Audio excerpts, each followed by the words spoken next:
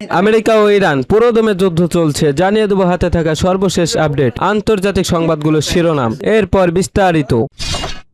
প্রথমেই জানিয়ে দিব ইরানের বিজয় নিশ্চিত, একথা বললেন ইরানের প্রেসিডেন্ট পেজেশকিয়ান।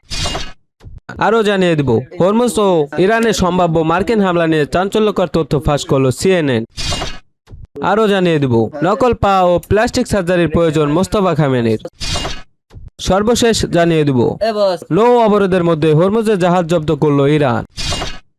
ইরানের বিজয় নিশ্চিত, পেজেশকিয়ান। ইরানের অভ্যন্তরীণ রাজনীতিতে বিভাজন রয়েছে, মার্কিন প্রেসিডেন্ট ডোনাল্ড ট্রাম্পের এ দাবি প্রত্যাখ্যান করেছে তেহরান। গত কয়েক ঘন্টা ধরে ইরানের সামরিক ও বেসামরিক প্রশাসনের শীর্ষ পর্যায় থেকে দেওয়া বার্তায় ছিল জাতীয় ঐক্যের সুর। তারা স্পষ্ট বলেছেন ইসলামাবাদের আসন্ন শান্তি আলোচনায় যোগ দেওয়ার ক্ষেত্রে পুরো দেশ একই অবস্থানে রয়েছে। বৃহস্পতিবার 23 এপ্রিল ইরানের প্রেসিডেন্ট মাসুদ পেজেশকিয়ান সামাজিক যোগাযোগ মাধ্যম এক্সে লেখেন, ইরানে কোনো কঠোরপন্থী বা মধ্যপন্থী নেই। আমরা সবাই ইরানি এবং বিপ্লবী। রাষ্ট্র ও জনগণের স্থাপত্য কঠিন ঐক্য এবং সর্বোচ্চ নেতার প্রতি অনুগত্যের মাধ্যমে আমরা আক্রমণকারীকে অনুতপ্ত হতে বাধ্য করব। তিনি লেখেন, এক স্রষ্টা, এক জাতি, এক নেতা, এক পথ, ইরানের চেয়েও প্রিয়, ইরানের জন্য বিজয় নিশ্চিত। এর আগে ওভাল অফিসে এক সংবাদ সম্মেলনে দাবি করা ইরান বর্তমানে চরম বিশৃঙ্খলার মধ্যে আছে। দেশটির নেতৃত্ব নিয়ে অনিশ্চয়তা কাজ করছে। মার্কিন প্রেসিডেন্টের এই বিভাজন ও শাসন নীতির জবাবে ইরানের কূটনৈতিক ও সামরিক কর্মকর্তারা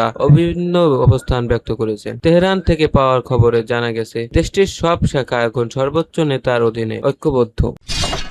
হরমুজ ও ইরানের সম্ভাব্য মার্কিন হামলা নিয়ে চাঞ্চল্যকর তথ্য ফাঁস করল সিএনএন। ইরানের সঙ্গে চলমান যুদ্ধবিরতি ভেঙে গেলেও হরমুজ প্রণালীতে তেহরানের সামরিক সক্ষমতা লক্ষ্য করে বড় ধরনের হামলার প্রস্তুতি নিচ্ছে যুক্তরাষ্ট্র। সংশ্লিষ্ট একাধিক সূত্রের বরাত দিয়ে এমন তথ্য প্রকাশ করেছে মার্কিন সংবাদ মাধ্যম সিএনএন। প্রতিবেদন অনুযায়ী সম্ভাব্য হামলার পরিকল্পনায় ডাইমার্কি টার্গেটিং কৌশল অন্তর্ভুক্ত রয়েছে। এতে হরমুজ প্রণালী, দক্ষিণ আরব উপসাগর ও ওমান উপসাগর, ইরানের সামরিক সক্ষমতা, বিশেষ করে ছোট আক্রমণাত্মক নৌযান, মাইন পাতা জাহাজ এবং অন্যান্য অসীমিত অস্ত্র লক্ষ্যবস্তু করা হতে পারে। এসব সক্ষমতা ব্যবহার করে ইরান গুরুত্বপূর্ণ এই জলপথ নিয়ন্ত্রণে এনে যুক্তরাষ্ট্রের উপর কৌশলগত চাপ সৃষ্টি করেছে বলে ধারণা করা হচ্ছে। হরমুজ প্রণালী কার্যত বন্ধ হয়ে যাওয়ায় বৈশ্বিক অর্থনীতিতে বড় ধরনের ধাক্কা লেগেছে। এতে মার্কিন প্রেসিডেন্ট ডোনাল্ড ট্রাম্পের মূল্যস্ফীতি কমানোর প্রচেষ্টাও বাধাগ্রস্ত হয়েছে। যদিও 7 এপ্রিল শুরু হওয়া মার্কিন হামলা বর্তমানে যুদ্ধবিরতির কারণে স্থগিত রয়েছে। প্রাথমিক পর্যায়ে ইরানের নৌবাহিনীকে লক্ষ্য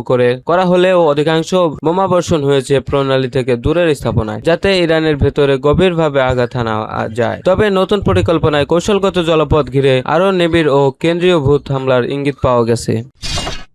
নকল পা ও প্লাস্টিক সার্জারির প্রয়োজন মোস্তফা খামেনি। ইসরায়েলি হামলায় গুরুতর আহত অবস্থায় চিকিৎসাধীন ইরানের নতুন সর্বোচ্চ নেতা মোস্তফা খামেনি। তার শারীরিক অবস্থার কারণে ভবিষ্যতে কৃত্রিম পা ব্যবহার ও প্লাস্টিক সার্জারির প্রয়োজন হতে পারে বলে জানা গেছে। মার্কিন সংবাদ মাধ্যম নিউ ইয়র্ক টাইমসের এক প্রতিবেদনে এ তথ্য উঠে এসেছে। প্রতিবেদনে বলা হয়, গত 28 ফেব্রুয়ারি যুক্তরাষ্ট্র ও ইসরায়েলের যৌথ হামলায় নিহত হন মোস্তফার বাবা আয়াতুল্লাহ আলী খামেনি। ওই হামলায় মোস্তফা খামেনি গুরুতর আহত হলেও প্রাণে বেঁচে যান। বর্তমানে নিরাপত্তার কারণে তিনি আত্মগোপনে রয়েছেন এবং সীমিত সংখ্যক চিকিৎসক ছাড়া অন্য কারো প্রবেশদ্বারী নেই। চিকিৎসা সূত্রে জানা গেছে মোস্তফার একটি পায়ে 3 বার অস্ত্রোপচার হয়েছে এবং সেটির জন্য কৃত্রিম পা ব্যবহারের প্রয়োজন হবে। তার একটি হাতও অস্ত্রোপচার হয়েছে এবং ধীরে ধীরে কার্যক্ষমতা ফিরছে। তবে মুখমণ্ডল ও ঠোঁট গুরুতর দগ্ধ হওয়ার কথা বলতে অসুবিধা হচ্ছে, যার জন্য ভবিষ্যতে প্লাস্টিক সার্জারির প্রয়োজন হতে পারে। এই অবস্থার মধ্যেও মোস্তফা মানসিকভাবে সচেতন ও সিদ্ধান্ত গ্রহণের সক্রিয় রয়েছেন বলে কর্মকর্তারা জানিয়েছে। তবে নিজেকে দুর্বল দেখাতে না চাওয়ায় তিনি